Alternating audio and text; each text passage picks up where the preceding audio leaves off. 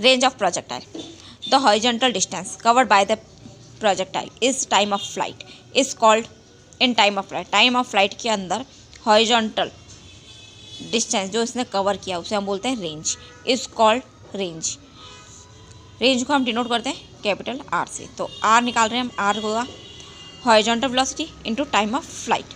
Horizontal velocity कितनी है you x, यानी कि हॉरिजॉन्टल इस डायरेक्शन में, तो हम उसको क्या बोलेंगे यू कॉस थीटा या Q cos alpha into 2u sine alpha upon G. हमने टाइम ऑफ फ्लाइट निकाला था 2u sine alpha upon G.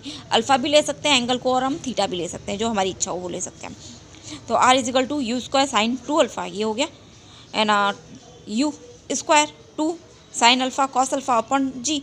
तो इसका फॉर्मूला क्या होता है 2 साइन अल्फा कॉस अल्फा का साइन 2 अल्फा फॉर्मूला होता है। तो U square sine 2 alpha upon G. Maximum range निकालनी है तो इसकी वैल्यू कितनी होनी चाहिए 90 डिग्री, यानी कि अल्फ़ा की वैल्यू कितनी होगी 45 को हम 2 से इंटू कर देंगे तो 90 हो जाएगा। साइन 90 की वैल्यू कितनी होती है 1। तो मैक्सिमम रेंज कब होगी जब अल्फ़ा की वैल्यू कितनी हो 45 डिग्री।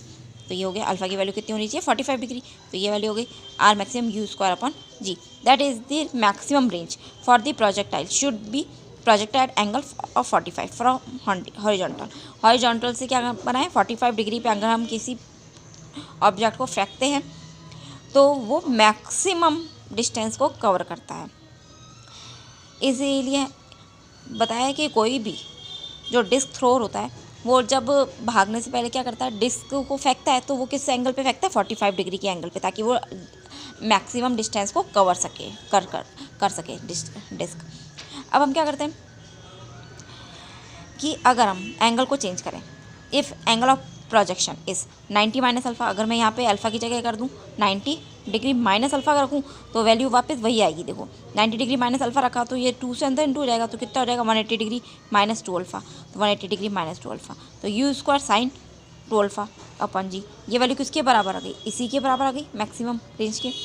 ये जो हमारी निकली थी R equal to you square sine 2 alpha upon G, वैसे आ गई R dash equal to R. Therefore if the angle of projection is alpha और 90 degree minus alpha the range will be same. अब हम किसी भी एंगल पे फेंकें alpha पे या 90 डिग्री माइनस अल्फ़ा पे, तो एंगल क्या होगा हमेशा रेंज जो होगी वो हमेशा क्या रहेगी सेम रहेगी। या अब या इसको देख लो इस तरह से, या अगर हम क्या रखें 15 अल्फ़ा की वैल्यू क्या रखें 15 रखें तो वैल्यू कितनी हो जाएगी 75 और 75।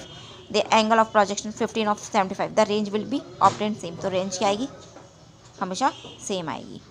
तो हमारी वैल्यू तो हमेशा सेम आ रही है। The only difference is that is the maximum height in both case में क्या, इन दोनों केसेस में क्या होगा इनकी हाइट जो होगी वो डिफरेंट हो सकती है लेकिन रेंज क्या होगी सेम रहेगी। अब हम निकाल रहे हैं वही हमने अभी निकाला था मैक्सिमम हाइट।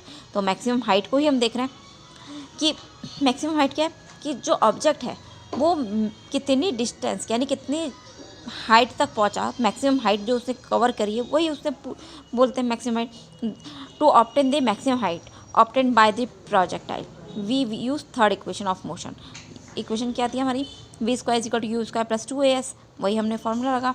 हमने यहाँ बोला मैक्सिमम हाइट के लिए u y is equal to क्या होता है u sine theta. Maximum height पे पहुँच के वेलोसिटी कितनी हो गई v y is equal to 0 acceleration a y, क्योंकि ग्रेविटेशन फोर्स कहाँ लगता है ग्रेविटेशन एक्सीलरेशन नीचे की तरफ, तो इसलिए हो गया माइनस का जी और मैक्सिमम हाइट हो गई h।